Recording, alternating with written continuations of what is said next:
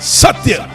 इसके बगैर चलोगे तो ठोकर जरूर खाओगे, इसे साथ नहीं ले चलोगे तो जिंदगी में धोखा जरूर खाओगे, इसे ओढ़े बगैर चलोगे तो जिंदगी के ठंड में आप कांपते रह जाओगे, अंधेरे और अंधविश्वास में घिर जाओगे। आकाश की ऊंचाइयों को अगर आप छूना चाहते हो तो सत्य आपके पंखों के नीचे वो पवन होगा। सत्य क्या है? अगर बाइबल कहता है कि आकाश और पृथ्वी टल जाएगा लेकिन ये वचन टलेगा नहीं। अरे क्यों बाइबल पे ही विश्वास करें? क्या और कुछ सत्य नहीं है? ये सवाल आपके दिमाग में घूमता हो। नोहा, अब्राहम, डेविड, यार सब मन घड़त कहानियां जैसा लग रहा है। यार बाइबल में लोगों का इतना सारा उम्र कैसे हो सकता है? बाइबल के अंदर दर्शाए गए परमेश्वर के बारे में लोगों को बहुत सारी गलतफहमी है। Why there is so much of violence, genocide, prejudice, injustice in the Bible? एक बात बताओ, ईश्वर फादर है, सन है कि होली स्पिरिट है? ईश्वर का सीन समझ और उसकी योजनाओं को हम लोग समझने में असमर्थ रहते हैं। कमारी में से जन्म लिया है, मजाक है क्या? कौन फिर से आने वाला है? यीशु? तो आइए मिलकर खोजते हैं ऐसे ही हमें कई बार उलझाने वाले सवालों को और उनके बाइबल से जवाबों को सुनने के लिए एक नई श्रृंखला जो सनातन सत्य को आप तक पहुंचाने के लिए शुरू होने जा रही है, सत्य की लहर।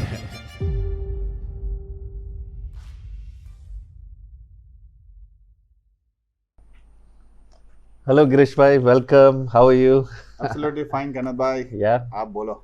सब ठीक है? अरे सुपर फाइन। बहुत सब नोट सब लेके आए। अरे यार आज मैं बैठा था, मैंने सोचा ऐसे ही क्वेश्चंस लिखे थे तो just going through a book, छोटा ही बुक था तो जल्दी जल्दी देख रहा था, तो फिर मुझे लगा तो जल्दी हो जाएगा, पर लेकिन मैंने 2-3 बार पढ़ा लेकिन मैं सोच रहा था कि बहुत सारा सोच आ गया इस बुक में मैं कभी मन ही मन में हंस रहा था, कभी दूसरे ख्याल आ रहे थे। मैं सोच रहा था कि यार बहुत बहुत कॉम्प्लिकेटेड भी है, बहुत सिंपल भी है, बोलना क्या चाह रहा है, समझा क्या रहा है, कैसे बोल रहा है, और बाइबल के बीच और में। बाइबल के अंदर भी है। तो मैं ऐसा सोच, बहुत सारा सोच आ गया यार, इसीलिए मैं कोई भी सवाल चालू करूँ ना ये तो इसके पहले आई वांट कि मुझे इसका एक ओवरऑल आइडिया आ जाएगा ना, तो फिर मैं सारे आंसर समझने में मुझे इजी पड़ जाए। राइट। तो एक तो सॉन्ग ऑफ सॉन्ग्स जैसे नाम है कि गीतों में से एक गीत, या सारे गीतों का एक गीत, या बहुत सारे गीतों का एक गीत बना के बोला गया है। क्या पर्पस है ये नाम का, और क्या इसका बैकग्राउंड क्या है, मुझे ये जानना है। वैसे इब्रानी भाषा में क्योंकि ये बुक लिखा गया है, एंड यहाँ पर एक ट्रांसलेशन में सॉन्ग ऑफ सॉन्ग्स है और एक और ट्रांसलेशन में सॉन्ग ऑफ सोलोमन भी टाइटल दिया गया है कि ये सोलोमन का गीत है। सोलोमन ने लिखा हुआ। सोलोमन का पहचान जो है, सुलेमान जो है राजा, उसका पहचान आज भी इज़राइल देश में यहूदियों के बीच में वो ज्ञानी और सबसे बुद्धिमान व्यक्ति गिना गया है। और उसका जो लिटरेचर, उसके पोइट्री, उसके पोएम्स, उसके गीत, उसके जो कुछ उसने लिखा, सारा बुद्धि और ज्ञान से भरा हुआ है। और नीति वचन तो हमने देखा कि, और सपोपदेशक भी देख लिया। तो हमने वो मिडिल एज में एक बाप, एक पिता अपने बेटे से क्या कहना चाहता है वो भी हमने देखा। एक बुजुर्ग होने के बाद मृत्यु के आसपास में जब जाते हैं तो वो हालत में वो क्या कहना चाहते हैं जवानों के बीच में, और लोगों को क्या कहना चाहते हैं, वो भी हमने सपोपदेशक में देखा। और अब हम ये ऐसे पुस्तक में आए हैं जहाँ पर जवानी में वो क्या कह रहा है उसके बारे में यहाँ पर लिखा गया है कि वो समझाना चाहता है कि ये प्यार मोहब्बत क्या है, और ये परमेश्वर के नज़र से देखना हमें बहुत ज़रूरी है। क्योंकि ये बाइबल में परमेश्वर ने अपने इन हिज विजडम उसने यहाँ पर हमारे लिए ये पुस्तक यहाँ पर रखा है। छोटा पुस्तक है जैसे आपने कहा, लेकिन बहुत ही एक इम्पॉर्टेंट पुस्तक है जो काफ़ी लोग पढ़ते नहीं हैं। और जो लोग पढ़ते हैं वो तभी पढ़ते हैं जब उनको वो एक्साइटमेंट आता है कि इसमें क्या इतना कुछ है और ये प्यार और मोहब्बत के बारे में।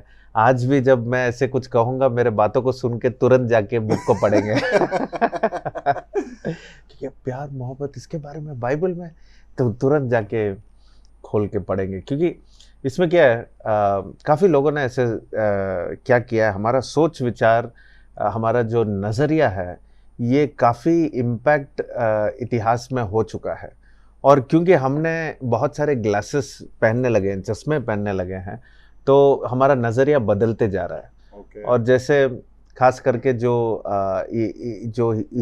इब्रानी भाषा में लिखी हुई जो लिटरेचर है, जो लिखा हुआ जो पुस्तक है, वो जब परमेश्वर ने ये भाषा चुना था, ये भाषा बात करने वाले, और ख़ास करके मैं इज़राइल देश के बारे में कह रहा हूँ कि परमेश्वर के जो चुने हुए लोग थे, उन्होंने कभी भी शरीर को और आत्मा को कभी अलग ही नहीं किया। ये दोनों एक ही है उनके लिए, शरीर और आत्मा, यानी आत्मिक चीज़ें और शारीरिक चीज़ों को परमेश्वर से ही जोड़ा हुआ है। ओके। इसलिए ये प्यार और मोहब्बत के बारे में बात करने के लिए उन्हें कभी भी मुश्किल नहीं हुआ। उन्हें वो बहुत ही डिवाइन है कि, और ये परमेश्वर का दिया हुआ एक दान है। It's a gift from God to have love and romance in life, and so it is been given by God himself, and so it has to be enjoyed in the right season. अब season के बारे में हमने सब उपदेशक में देखा कि टाइम्स और सीज़न सबके लिए एक समय होता है। तो ऐसे ये एक सीज़न है जहाँ पर हम इसमें बहुत ही एक्साइटेड होते हैं। और कितना अच्छा होगा कि जब शारीरिक चीज़ों के बारे में हम देखें तो कौन सा परमेश्वर से आया है, और कौन ऐसे सारे चीज़ें हैं जो दुनिया भी हमें सिखाता है और बताता है, और वो पल्यूट कर देता है, इनफैक्ट वो डिस्ट्रैक्ट कर देता है, वो हमें भटका देता है परमेश्वर के नज़रों से। तो जब इब्रानी के नज़रों से हम देखते हैं तो शारीरिक चीज़ें और आत्मिक चीज़ों को एक ही जैसा देखा गया है कि अगर तुम शारीरिक रीति से भी कुछ सोचो तो परमेश्वर के द्वारा ही सोचो। ओके। लेकिन हमारा जो इफेक्ट आज पूरे दुनिया में जो इफेक्ट हुआ है वो ग्रीक्स से हुआ है। अच्छा। और ये ग्रीक जो कॉन्सेप्ट है, जो कंट्रोल और जो रूल था पूरे दुनिया में, एक जैसे नए नियम में हम देखते हैं कि ग्रीक भाषा में लिखा गया है। जी। और जब नया नियम लिखा जा रहा था, ग्रीक कॉमन लैंग्वेज था। जैसे आज अगर वर्ल्ड वाइड हम देखें, इंग्लिश, अंग्रेजी जो है वो कॉमन लैंग्वेज है। तो कहीं भी जाओ अंग्रेजी आपको पता है तो थोड़ा तो मैनेज कर लोगे, बहुत सारे, सबसे ज़्यादा कंट्री में, क्योंकि वो कॉमन लैंग्वेज है। दूसरा जो उस ज़माने में, जो नए नियम के ज़माने में था, वो ग्रीक भाषा था। तो ग्रीक भाषा it was universal, common language था। और पुराने नियम में जब ये लिखा जा रहा था तब इब्रानी भाषा में लिखा गया। तो आप समझ सकते हैं ग्रीक्स का क्या था। ग्रीक्स ने हरदम शारीरिक चीज़ें को अलग रखा और आत्मिक चीज़ों को अलग रखा। अगर आप आत्मिक बनना चाहते हो तो आप ईश्वर के ढूंढ में जा रहे हो, और आप बहुत ही धर्मी हो, और आप धार्मिकता को ढूंढते हुए आप इस रास्ते में चल रहे हो। शारीरिक चीज़ें बुरे हैं, पाप है, गलत है, कर सकते हो लेकिन तुम पाप में जा रहे हो। ओके। ऐसा नहीं कि तुमको चॉइस तो है, क्योंकि ग्रीक में तो बहुत सारे ऐसे कहानियाँ हैं, बहुत सारे ऐसे उनका सोच विचार, बहुत सारे गलत चीज़ें वो करते थे। जो ग्रीक्स वो ज़माने में जब वो अपना सोच, उनका विचार ये था कि उनको काम भी नहीं करना चाहिए, काम को उन्होंने पाप बना दिया था। जबकि इब्रानी भाषा में काम परमेश्वर से दिया हुआ एक दान है। इसलिए पुराने नियम में पहला चीज जो परमेश्वर ने मनुष्य को दिया, मींस वर्क। ओके। काम करना, ये परमेश्वर ने पहला चीज है जो मनुष्य को दिया, काम करना। काम करने के लिए हमें बनाया, ये हमने उत्पत्ति की किताब में हमने पढ़ा। लेकिन ग्रीक्स का सोच ऐसा नहीं है। काम करना यानी तुम कुछ गलत कर रहे हो, तुम पाप कर रहे हो, यानी तुम वो लेवल के नहीं हो जहाँ पर तुम फ्री से रह सकते हो। और फ्री से रहना, ग्रीक का समझता अगर तुम फ्री से हो तो तुम बहुत आगे बढ़ चुके हो, तो तुम्हें फ्री से रहना। तो ये सारे सोच विचार बहुत सारे, और ये ग्रीक्स का जो सोच है, नज़रिया है, आज हम सबके अंदर है कि शारीरिक रीति से कुछ भी सोचे तो हमें लगता है कि ये तो ऐसा तो बात नहीं होना चाहिए। क्या बात कर रहे हो, शादी में शारीरिक संबंध के बारे में बात कर रहे हो, अरे ये सब गलत है, ये अरे पाप है, ये सब पाप। ये सारा जो है ये ग्रीक का सोच है, और इसलिए ये सोच के वजह से शैतान ने क्या कर लिया, उसका पूरा कंट्रोल लेके अब वो हमको सिखा रहा है दुनिया में कि प्यार मोहब्बत क्या है। और क्योंकि वो सिखा रहा है प्यार मोहब्बत क्या है, इसलिए अब सब लोग अब पाप में गिर गए और गलत कर रहे हैं, क्योंकि हम दुनिया से सीख रहे हैं कि प्यार मोहब्बत कब होता है, कैसे होता है, क्या करना चाहिए, क्या नहीं करना चाहिए, कैसे बात करते हैं, क्या सोचते हैं, ये सारा दुनिया हमको सिखा रहा है। और वो हमें इतना गलत रास्ते में ले जा रहा है कि अगर सब जवान बच्चे हो, छोटे हो, बड़े हो, कोई भी हो, अगर ये बुक पढ़े तो उनको समझ में एक समझ तो आ जाएगा कि देखो शारीरिक संबंध और ये पति पत्नी के बीच में जो विवाह के अंदर होता है, ये सब परमेश्वर का दिया हुआ एक दान है। और ये हमें एक परमेश्वर के नज़रिए से सुनना, पवित्र रखना, और उसको मतलब अपने जीवन को शुद्ध रखना उस समय के लिए, उस सीजन के लिए, ये बहुत ज़रूरी है। तो इतना प्राइवेट बात, मैं अभी ऐसा अज्यूम करता हूँ कि it's a very private thing ना, तो ऐसा सब डिस्कवर किया जा सकता था, लिख के दे दिया यार। वैसे तो सोलोमन ने तो बहुत कुछ लिखा होगा, हाँ। और लिखा भी है, पर उसमें से एक पोर्शन ही परमेश्वर ने सेलेक्ट करके इधर रखा है। क्यों? ताकि हम, अगर ये बात नहीं लिखा जाता, अगर प्यार मोहब्बत के बारे में नहीं लिखा जाता, तो हम प्यार मोहब्बत को शैतान से आया हुआ वाला एक चीज़ ही समझते हैं। पर क्योंकि परमेश्वर का वचन ने लिखा है और दिखाया है, तो हम पूरे एक फ्रीडम से, एक पूरे एक अच्छे सोच के साथ हम अपने विवाह में, हम एक पति पत्नी के बीच में जो शादी करने से पहले जो तैयारी होती है, जब शादी करने से पहले जिस तय हो जाता है और डिसाइड कर लेते हैं, चुन लेते हैं एक दूसरों को, और वहाँ पर प्यार मोहब्बत पैदा होता है। वहाँ पर they start looking at each other, they start dreaming about each other. तो सपने देखने लगते हैं, कल्पनाएं पैदा होते हैं, प्लानिंग होता है, स्ट्रैटेजीज बनाते हैं। ये सारा जब अच्छे रीति से परमेश्वर को सामने रखते हुए जब जाते हैं, तो ये सब हम जानते हैं कि अच्छा, ये प्यार मोहब्बत भी परमेश्वर में अच्छे से किया जा सकता है।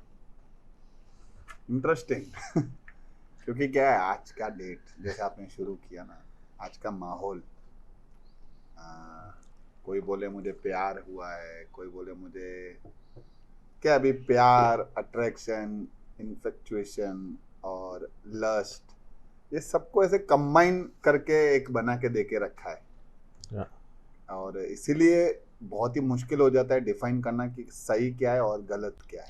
देखिए, एक रीति से क्या हुआ है कि जो दुनिया का जो फीडिंग है, दुनिया ने जो सबको फीड किया है कि यही है प्यार मोहब्बत, ऐसा ही होता है, ऐसा ही करना, तो जो लोग बोलते हैं, जब जवान बच्चे भी अगर खुलेआम से आके बोलते हैं कि मुझे प्यार हो गया, मैं किसी से मोहब्बत करता हूँ, तो उनका सोच अगर दुनिया के रीति से वो समझ रहे हैं और वो ऐसे रास्ते में चल रहे हैं, तो वो गलत फहमी में जा रहे हैं, वो गलत रास्ते ही जाएगा। क्योंकि शुरुआत में सब अच्छा ही लगेगा, नीति वचन में हमने पढ़ा था कि शुरुआत में रास्ता अच्छा ही लगेगा, आपको पसंद आएगा, आपको लगेगा इसमें गलती क्या है, लेकिन जाते जाते पता चलेगा कि ये तो मृत्यु की ओर जा रही है। और यही इस पुस्तक में साफ तरीके से सुलेमान समझा रहा है कि प्यार करना यानी मरना है, उसके समान ही इतना इंटेंस है, इतना बहुत ही एक intense emotions involve and thoughts are involve, इतना अलग विचार से जो लिखी गई जो बातें हैं सुलेमान के द्वारा, यानी परमेश्वर रीड किया, गहराई वाली बातें, बहुत गहराई, बहुत इमेजिनेशन क्रिएट करने वाला, बहुत गहराई में। और ये एक साइड से क्या हुआ, जो बहुत ही जो स्पिरिचुअल रिलीजियस लोग हैं, उन्होंने तो साफ कह दिया कि देखो ये बुक तो परमेश्वर के बारे में लिखा है और इनको यानी परमेश्वर ही यहाँ पर पुरुष है और स्त्री जो है ये हम है। तो हम पुरुष से जैसे बात करते वैसे, मतलब एक पत्नी जैसे पति से बात करती है, तो वैसे ही हमें अपने परमेश्वर के बारे में ऐसे सोचना है। पर ये गलत है, क्योंकि यहाँ पर जो रोमांटिक लव के बारे में जो एक्सप्लेन किया गया है, ये एक अगर ग्रीक के अंडरस्टैंडिंग में कहना है तो एक लव डिफाइंड है, this is an erotic love वाला, जो सिर्फ पति पत्नी के बीच में हो सकता है और एक विवाह में हो सकता है। और हम और परमेश्वर के बीच में एरोटिक लव नहीं है, it's an agape love, it's a different love, it's an ultimate love. और ये प्यार को ये जो मोहब्बत, प्यार मोहब्बत है, ये परमेश्वर और उसके बच्चों के बीच में, कलीसिया के बीच में एक प्यार को सिंबलाइज किया है, but it is not the exact thing. The exact thing is यहाँ पर जो हो रहा है वो हो रहा है. Okay. We have to take कि यहाँ पर क्या कहानी बताया गया है, क्यों बता रहा है सुलेमान. अच्छा ठीक है, ये कहानी एक पोएटिक स्टाइल में वो अपना स्टोरी डिस्क्राइब कर रहा है और एक रोमांटिक वे में कर रहा है. ओके, क्योंकि वो विवाह के बारे में कर रहा है. अंतिम में ये बुक में आप जब पढ़ोगे तो they are marrying and they are living together. फिर उनको बहुत सारे वहाँ पर सिचुएशंस आते हैं जहाँ पर मुश्किल होता है. And he is written in a very mysterious, एक एक बहुत ही एक beautifully poetry style. Poetry style क्या है, जब फर्स्ट रीडिंग में समझ में नहीं आता, एग्जैक्टली 10 बार पढ़ना पड़ता है, फिर इमेजिनेशन, ओके अच्छा ये कहाँ होगा, अच्छा ऐसा ऐसा, वो कॉन्टेक्स्ट में जाना पड़ता है, इमेजिन करना पड़ता है. तो एनीवे, तो सोलोमन ने बहुत ही डीप रोमांस के बारे में यहाँ पर लिखा है कि कैसे वो अपने पत्नी को मिलता है और फिर आके उससे शादी करता है. और फिर जो बहुत ही जो रिलीजियस पीपल है, इन्होंने पूरा अल्टीमेट ऐसा डिफाइन कर दिया कि ये रोमांस नहीं है, ये परमेश्वर और हमारे बीच में प्यार है. पर वो भी सही नहीं है, लेकिन उसको सिंबलाइज करता है. उसको क्या करते हैं, उसका एक शैडो है, वो दिखाता है. इसलिए नए नियम में जब जाएंगे, जब यीशु इस दुनिया में आया तब उसने कलीसिया खड़ा करवाया, और कलीसिया और उसके बीच में एक विवाह के अंदर जैसा एक लव है, वैसा लव परमेश्वर अभी हमारे साथ उसने ब्रिज कर दिया. उसने हमसे हमें उसने पास ले लिया. तो ये एक मैरिज का एक डिस्क्रिप्शन, एक सिंबल यहाँ पर हम देखते हैं. ओके. मैं ultimately this is not all पूरा का पूरा मेटाफोरिकली नहीं या पर्सोनिफिकेशन से नहीं, पर एक सिंबल एक्चुअल भी है ये सारा का सारा. Yes, it's a fact. Fact है. जो हुआ वो हुआ है, और ये फैक्ट एक दूसरे फैक्ट के बारे में भी बताता है. Okay, right. जैसे यीशु के बारे में हम देखेंगे आने वाले दिनों में, जब वो कहता है कि परमेश्वर का राज्य इसके समान है, परमेश्वर के राज्य इसके समान है. यानी ये जो बीज के बारे में भी अगर वो कहेगा, या किसी जो खेती जो किया जाता है वहाँ पर कुछ बीज बोया जाता है, वो भी फैक्ट है. वो ऐसा नहीं है कि वो काल्पनिक है, वो फैक्ट है. लेकिन वो फैक्ट एक दूसरे फैक्ट के बारे में बता रहा है, जो परमेश्वर का राज्य है.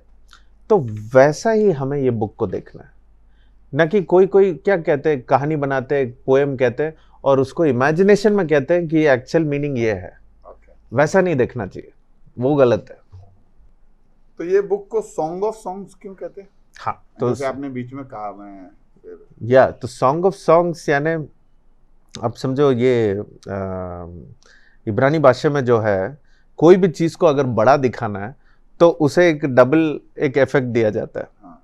तो आप आने वाले पुस्तक में भी और पहले भी हमने देखा होगा कि होली ऑफ होलीज जैसा एक, कि पवित्र का गॉड ऑफ गॉड्स, अति पवित्र स्थान जो एक टैबरनेकल के अंदर हमने देखा था. तो ये सारा जो है होली ऑफ होलीज जब बोलते हैं तो ये सबसे पवित्र जो है स्थान है. तो वैसे ही जब सॉन्ग ऑफ सॉन्ग्स कहा गया है, तो इसका मतलब ये है कि सारे गाने जो है उसमें से सबसे बेस्ट गाना ये है.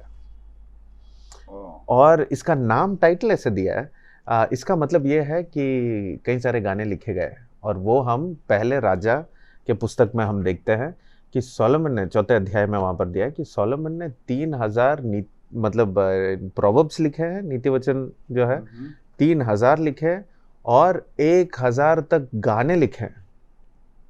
तो दोनों इतने नहीं है, 3000 नीति वचन कहाँ थे?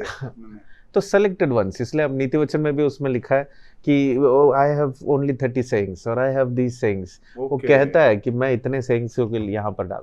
तो ये क्या है, परमेश्वर ने जो भी उसने लिखा, जो भी उसने बोला, सब कुछ नहीं लिखा है. परमेश्वर ने सेलेक्ट करके जो मनुष्य के लिए ज़रूरी है, जो दुनिया के लिए ज़रूरी है सीखने के लिए परमेश्वर कौन है, उन सारे बातों को ही लेकर डाला है. और परमेश्वर पवित्र आत्मा से प्रेरित किए गए नीति वचन और एक गाना, हजारों गानों में से एक गाना सेलेक्ट करके यहाँ पर बाइबल में रखा गया. एक ही गाना पब्लिश हुआ है, रिलीज़ हुआ है, या जैसे कहते हैं कि गाना रिलीज़ हो गया, तो एक ही गाना रिलीज़ किया है. 999 सॉन्ग्स तो रिलीज़ नहीं है, मतलब जितने भी गाना लिखे हैं बाकी रिलीज़ नहीं किया. इसको और गाना क्यों कह रहे हैं? क्योंकि गाने के स्टाइल, मतलब ये तो है तो पोइटिक तो इसको हम क्या बोल सकते हैं? गीत भी तो पोएटिक फॉर्म में लिखा जाता है, फिर म्यूजिक डाला जाता है, कंपोजिशन होता है, ओके, पर ये तो गाना ही है। और अच्छा। लिखा तो एक पोएटिक स्टाइल में, लेकिन इसको गाना के रूप में ही लिखा है ओके, जब सोलोमन ने लिखा है। तभी इसलिए मैं कह रहा हूँ कि बहुत सारे ऐसे प्रोवर्ब्स लिखे, गुड सेइंग्स, वाइज सेइंग्स, और यहाँ पर हम देखते हैं कि गाने भी लिखे हैं। और गाने लिखे हैं यानी सारे उसने रोमांटिक वे में लिखे हैं। और ये भी हम कैलकुलेट कर सकते हैं कि उसके बाइबल में लिखा है कि सुलेमान के 1000 घर परिवार बीवियाँ थे। हाँ, और इसका मतलब ये नहीं कि वो उसने सही किया, परमेश्वर ने कहीं भी अप्रूव नहीं किया। एक पत्नी से ज़्यादा जिसने भी शादी की है बाइबल में, परमेश्वर ने कभी भी ऐसा उसको स्वीकारा नहीं, या ये नहीं कहा कि वेरी गुड, अच्छा किया, तुमको ये परमिशन है दूसरों को नहीं है, ऐसा कहीं नहीं किया। क्योंकि नीति व उत्पत्ति की किताब से ही हम देख सकते हैं कि कैसे परमेश्वर का जो योजना है वो एक पति और एक पत्नी से ही रिलेटेड है। उससे ज़्यादा जिसने भी शादी की और जिसने भी संबंध रखा उसको परमेश्वर ने कभी नहीं स्वीकारा। इसलिए कहा जाता है कि सुलेमान ने जितना भी बुद्धि प्राप्त किया उसने दूसरों को तो दिया, लेकिन खुद के लिए उसने इस्तेमाल नहीं किया। इसलिए वो एक रिग्रेटिंग स्टेज में। याद है आपको सब उपदेशक हम पढ़ते वक्त हमको कैसे लगा कि बहुत ही डिप्रेसिंग बुक है, यानी लास्ट में कह रहा है कि सब व्यर्थ है, ये सब कर लिया मैंने, सारा कोशिश किया, मुझे लगा प्यास बुझ जाएगा, मुझे लगा सब भूख मिट जाएगी, मुझे लगा कि अब मैं तृप्त हो जाऊंगा, लेकिन हुआ ही नहीं, क्योंकि ये सब धुआं ही धुआं है, व्यर्थ है। तो सोलोमन ने इतने सारी चीज़ें होकर गुजर कर सब करने के बाद परमेश्वर ने जो स्त्री सुलेमान के लिए सेलेक्ट किया था वो शायद यही स्त्री थी, और इसीलिए इसको लिखा हुआ गाना परमेश्वर ने आज हमारे बीच में रख दिया। और इनके बीच में जो प्यार मोहब्बत हुआ उसको परमेश्वर ने यहाँ पर हमारे लिए रख दिया। Okay, make sense. हाँ, तो यानी कुल मिला के ये 3 बुक थे जो सुलेमान ने लिखे थे, राइट? प्रोवर्ब्स एक मिडल एज में, सबोपदेशक एजेड, और सॉन्ग ऑफ सॉन्ग्स एक यंग।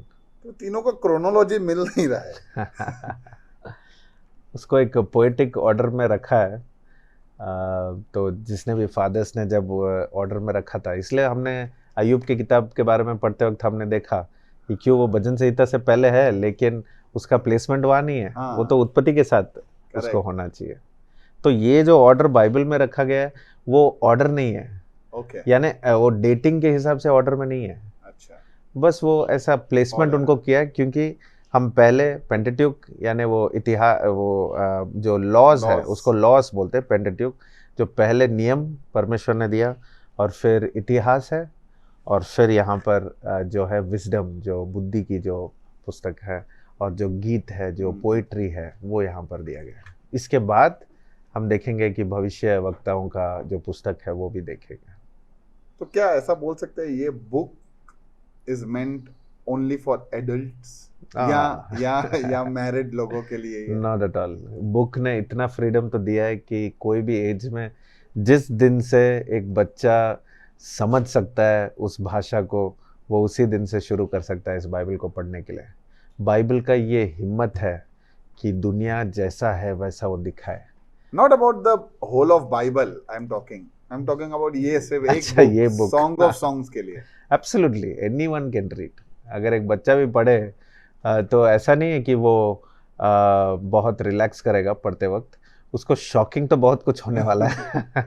जैसे आज भी मैं पढ़ता हूँ तो मुझे कुछ चीज़ें शॉक होता है कि कैसा दिया है, कैसा वर्णन किया है। यानी कुछ ऐसे सारे जो, जैसे आपने कहा, ये सब पर्सनल चीज़ है। हाँ, पर्सनल चीज़ों को तो कैसे ऐसे खुला मैं तो सोचा था कि बाइबल में ही क्यों रखा है इसको यार, कि ये बताने के लिए कि रोमांस शैतान से नहीं आया, वो परमेश्वर से आ रहा है। ओके, और उसको सही जगह में इस्तेमाल करना है। कि जिस दिन हमने देखा कि ये शैतान से आ रहा है और ये हम सबके अंदर है, जो रोमांस जो फीलिंग है सबके अंदर है, पर हमें ये जानना है कि वो फीलिंग किसको दिखाए। ये नहीं कि फीलिंग है तो सबको दिखाओ, क्योंकि आजकल ऐसे ही बोलते हैं कि इसमें क्या गलती है, फीलिंग है तो उसको दिखाना है, उसको कहाँ दबा के रखना है। दबा के क्यों रखना है?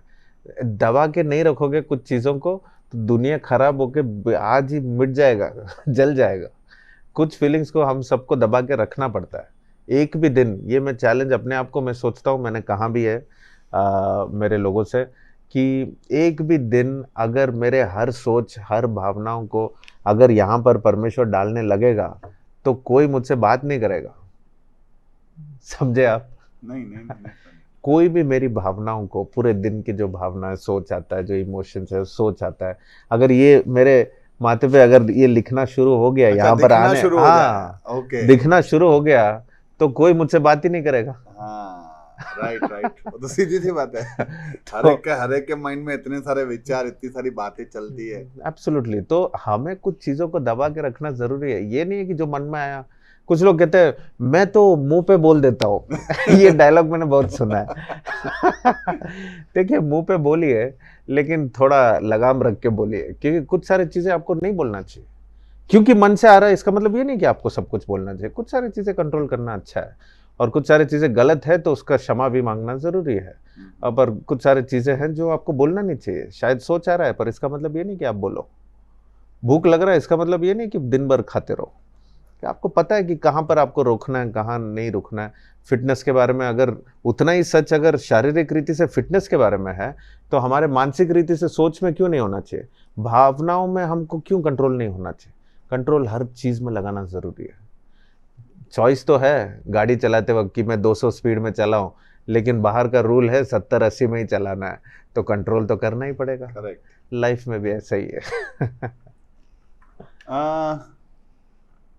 वैसे ये पूरा बुक एक तरीके से अभी मैं देख रहा हूँ तो it is all about the love in marriage, the intimacy. एक विवाह में जो घनिष्ठता होती है, एक पुरुष और स्त्री की बात नहीं है ना, it is all about husband and wife. Yeah, it is a romance that starts just before marriage, a preparation.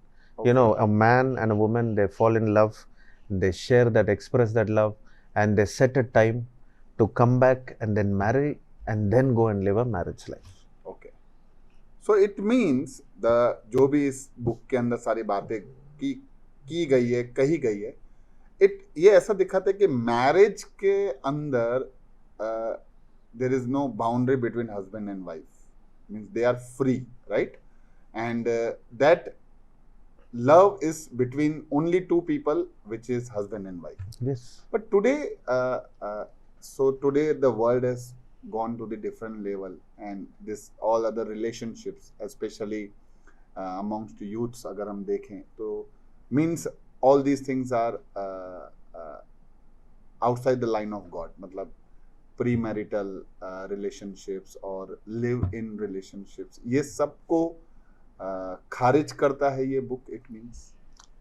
Absolutely, you know, अगर इसलिए मैं आपको ये, मैंने पहले भी कहा सपोपदेशक में भी, कि एक वचन या एक अध्याय या एक पुस्तक को लेकर आप बहुत सारे निर्णय नहीं कर सकते हो। यानी आप समझ तो पा सकते हो कि अच्छा ये पुस्तक का समझ ये है, इससे परमेश्वर क्या बताना चाहता है, ये जानना ज़रूरी है। पर अगर आप पूरे बाइबल को देखोगे तो आप जान सकते हो कि परमेश्वर ये पुस्तक से क्या कहना चाहता है, क्योंकि उसका लैंग्वेज आप पूरे बाइबल में आप समझ जाओगे। और पूरे बाइबल में अगर समझ हो सही से, अगर वो बताता है, और वो ये बताता है कि ये जो विवाह संबंधित जो भी कार्य है वो शादी के बाद ही, शादी से पहले ट्राई नहीं करते हैं, शादी के पहले प्रैक्टिस नहीं करते, शादी के पहले जैसे गाड़ी जाके टेस्टिंग करके आओ तो वैसे जाके हम रिश्तों में टेस्टिंग जाके नहीं करते, जो आजकल हो रहा है। Exactly. और कह रहे हैं कि इसमें क्या गलती है, हम तो ट्राई कर रहे हैं, हम तो पहले से पहचान रहे हैं, तुम लोग तो जाके गिर के वापस आए, हम लोग तो पहले से ही जानकर फिर जाएंगे गिरेंगे। तो हम जानकर गिरेंगे तो हम उसको हैंडल कर सकते हैं। ऐसे आज का जो जनरेशन है वो ये वॉइस आउट कर रहा है। वैसे ऐसे ज़्यादा लोग नहीं है, कुछ लोग ही है, हमने उसको ज़्यादा बना दिया है। मैं तो कहता हूँ कि मुझे पता है कि आज के जवान बच्चे में अच्छा कंट्रोल, अच्छा प्रार्थना और अच्छे एक परमेश्वर का भय लेकर वो डर रखकर जा रहे हैं कि सही समय में ही वो सही चीज़ों को करेंगे। पर ये कुछ लोग हैं जो ये दुनियादारी की चीज़ों से, शारीरिक जो गलत चीज़ें हैं वो सारा जो अपने जीवन में उन लोग प्रैक्टिस कर रहे हैं और उसको बड़ा बना रहे हैं, उसको बढ़ावा दे रहे हैं, और दुनिया उसको बड़ा कर रहा है क्योंकि मीडिया में वो अट्रैक्टिव है, उस पर ज़्यादा सेल्स होता है, छिप कर देखने का मन करता है, लेकिन अंदर से हम वो नहीं करना चाहते, अंदर से हम उस रास्ते में नहीं चलना चाहते। और मैं जानता हूँ आज के जवान बच्चे ऐसे हैं, कंट्रोल में है, लेकिन अंदर से उन लोग, उनका युद्ध चल रहा है कि मैं ये करूं, मैं ये देख रहा हूं, मैं ये सुन रहा हूं, मैं ऐसे Okay. मेरे दोस्त कर रहे, मेरे वो कर रहे, मेरे सब मेरे सर्कल में है, लेकिन मैं कैसे रहूं ऐसे। तो अंदर से वो फाइट चल रहा है, वो वॉर चल रहा है। और मेरे साथ जितने भी जवान बच्चे कनेक्टेड है, मैं जानता हूं कि उन लोग सही रास्ते में चल रहे हैं, कंट्रोल में है। पर ये हमको लगता है कि 2-4 लोग, जो 2-4 नहीं काफी लोग हैं, लेकिन उनके वजह से हम कहते हैं कि सारे जवान बच्चे ऐसे हैं। ये गलत है। Okay. मुझसे आके कोई भी अगर कहता है कि भैया आजकल तो सब लोग ऐसे ही है, सब लोग करते हैं, आप नहीं जानते भैया, ये तो मैं सिर्फ मैं या मेरा बच्चा नहीं, ये तो सब बच्चे करते हैं। मैं उनको सामने से कहता हूँ, ऐसे आप अपने बच्चे के बारे में बोल सकते हैं, दूसरे बच्चे के बारे में नहीं कह सकते। Exactly. क्योंकि मैं जानता हूँ, मैं जितने बच्चों के साथ मैं कनेक्टेड हूँ, मैं जानता हूँ कि वो सही रास्ते में चल रहे हैं, कंट्रोल कर रहे हैं, समय के लिए इंतजार कर रहे हैं। हाँ, युद्ध है हमारे मन में और हमारे दिल में, वो युद्ध अंदर चल रहा है कि मैं गिरने के लिए बस 2 मिनट काफी है, उतना ही पास चल रहा है कि गिरने के लिए वो ऑलमोस्ट वहीं पर है, लेकिन उनको परमेश्वर भी बचा कर ले जा रहा है और परमेश्वर पूरा करेगा। जिस दिन एक जवान बच्चा या कोई भी हो, कितने भी बुजुर्ग हो, लेकिन अगर वो कहे कि परमेश्वर तू मुझे बचा, तू मुझे बचाए रख, जरूर परमेश्वर उनको ये 4 चीजों से बचाएगा। मैं गिरने वाले चीजों के बारे में, Right. पाप से जुड़े हुए समझ- चीजों के बारे में। अच्छा है ये बुक के बारे में सब कुछ सीख के, और अभी जो पिक्चर क्लियर हुआ, और पहले तो मैं भी ऐसा ही सोचा था कि यार ये बुक ऐसा सब ऐसा कैसे एक पवित्र शास्त्र के अंदर, बुक के अंदर ऐसा सब कैसे डिस्क्राइब, बट अमेजिंग, क्योंकि मेरा भी समझ ऐसा ही है कि intimacy in the marriage is such pure, कितना पवित्र और कितना अच्छा और सुहावना है जब वो विवाह के अंदर किया जाए और एंजॉय किया जाए। तो और आपने जब उसका पूरा बैकग्राउंड दिया तो picture become very much clear. तो आखिरी सवाल क्या है इस मैसेज, व्हाट मैसेज ले लें बुक से, या इस बुक से हम क्या सीखें? वैसे तो बहुत सारे सीख है। एक तो है कि सुलेमान ने बहुत सारे बीवियाँ रखे थे, तो उसने गलत किया, वो सही नहीं है, और इसलिए उसको बाद में उसको ये रियलाइज तब हुआ जब वो शादी करके ये पत्नी को वो लेके गया घर, और वहाँ पर ये पत्नी को बहुत मुश्किल हुआ, क्योंकि वो बाकी सारे रानियों को देखकर उसको लगता था कि मैं बहुत कम हूँ, सुंदर हूँ, मुझे कौन देखेगा, मैं तो बस छोटी एक फूल जैसे हूँ। बहुत सारे ऐसे वर्णन हाँ, किया गया है right. कि मेरे ऊपर तो दब के चले जाएंगे लोग, लेकिन मैं तो इतना कम। लेकिन फिर भी सुलेमान उसको एंकरेज करता है, उसको बोलता है कि नहीं तू सुंदर है, तू मेरे लिए बनाई हुई है, तू ये। लेकिन सुलेमान का ये ऑलमोस्ट एक 60s के नंबर्स में वाइफ नंबर 60+ है। तो ये बुक में ऐसा दिया हुआ है, वर्णन किया है। तो मतलब इससे पहले ऑलमोस्ट कितने 60 वाइफ्स तक यहाँ पर आ गए हैं, इसके बाद बहुत सारे वाइफ्स भी आए। तो इतना सारा उसने जो किया अपने जीवन में, उसने बुद्धि का इस्तेमाल अपने लिए तो नहीं किया, लेकिन हमारे लिए उसने दे दिया। यानी परमेश्वर ने उसके बुद्धि के द्वारा, जो परमेश्वर नहीं दिया, उसके द्वारा हमको ये समझाया, और हमारे जीवन में ये एक लेसन हमें याद दिलाता है कि प्यार मोहब्बत विवाह में पवित्र है। ओके। और ये हम पूरे हिम्मत के साथ पति पत्नी के बीच में ये जान सकते हैं, बात कर सकते हैं, और ऐसे ही जीना चाहिए। This romance should never end between husband and wife, हर समय तक रहना चाहिए। ऐसे कुछ लोग होते हैं जो साल में कुछ दिन गिन लेते हैं कि नहीं ये दिन में, पति पत्नी की बात कर रहा हूँ, हाँ, कि ये दिन में हमें रोमांस नहीं करना चाहिए, हमें पास नहीं आना चाहिए क्योंकि मैं उपवास कर रहा हूँ। ठीक है, उपवास कर रहे हैं या प्रार्थना कर रहे हैं या आप कुछ भी करो, आप चर्च जा रहे हो या कोई मीटिंग जा रहे हो या प्रार्थना में बैठ रहे हो, कुछ भी करो, लेकिन पति पत्नी के बीच में जो रोमांस है वो पवित्र है। इसका मतलब आप किसी भी समय पति अपने पत्नी को प्यार मोहब्बत दिखा सकता है और पत्नी भी अपने पति को दिखा सकता है। तो what do we get out of it? That's what I am saying कि if it's holy it can be practised any time between husband and wife. और ये बाकी सबको, यानी वो पति पत्नी के बाहर जो है, बच्चे जो बढ़ रहे हैं और सिंगल्स जो तैयार हो रहे हैं, जो जो शादी करना चाहते हैं अपने जीवन में, तो उन्हें भी ये बुक पढ़कर सीखना चाहिए कि नहीं, सही समय में मैं अपने फीलिंग्स और अपने सोच को मैं बाहर ला सकता हूँ, और परमेश्वर ही आप समझो कि अगर ये बुक इंपॉर्टेंट नहीं होता तो कहीं पर साइड में वो रखता, लेकिन बाइबल के बीच में, यानी आप खोलो भजन संहिता आता है, नीति वचन खुलता है, उसी के पास में है। भले छोटा है, खुलता नहीं है बार बार, लेकिन इतना पास में है कि अगर उसको पढ़ोगे तो हमारा जो है, जो शारीरिक संबंध से जुड़ी हुई बातें, हम उसको सीधा कर देंगे अपने जीवन में। इसलिए ये पुस्तक ज़रूरी है कि परमेश्वर इसमें इंटरेस्टेड है, क्योंकि उसी ने हमारे लिए बनाया है और वो चाहता है कि हम उसके महिमा के लिए अपने इंटीमेसी और रोमांस को भी हम पवित्र रखें। अमेजिंग केनेथ भाई, मजा आ गया। इतना गहराई में एक प्रेम के बारे में, विवाह के अंदर के प्रेम के बारे में जानकर, ठीक है, अच्छा लगा। मिलते हैं अगली बार एक अगले बुक के साथ। आपका फेस चेंज हो गया है, शायद फीलिंग्स में आ गए हो। चलिए आप घर चलिए। God bless. चलो मिलते हैं। सत्य, इसके बगैर चलोगे तो ठोकर जरूर खाओगे।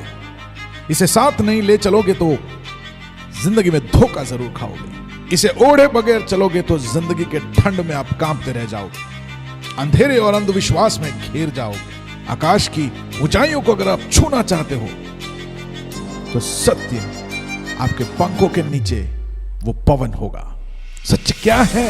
अगर बाइबल कहता है कि आकाश और पृथ्वी टल जाएगा, लेकिन ये वचन टलेगा नहीं। अरे क्यों बाइबल पे ही विश्वास करें? क्या और कुछ सत्य नहीं है? ये सवाल आपके दिमाग में घूमता हो। नोहा, अब्राहम, डेविड, यार सब मन घड़त कहानियां जैसा लग रहा है। यार बाइबल में लोगों का इतना सारा उम्र कैसे हो सकता है? बाइबल के अंदर दर्शाए गए परमेश्वर के बारे में लोगों को बहुत सारी गलतफहमियां। Why there is so much of violence, genocide, prejudice, injustice in the Bible?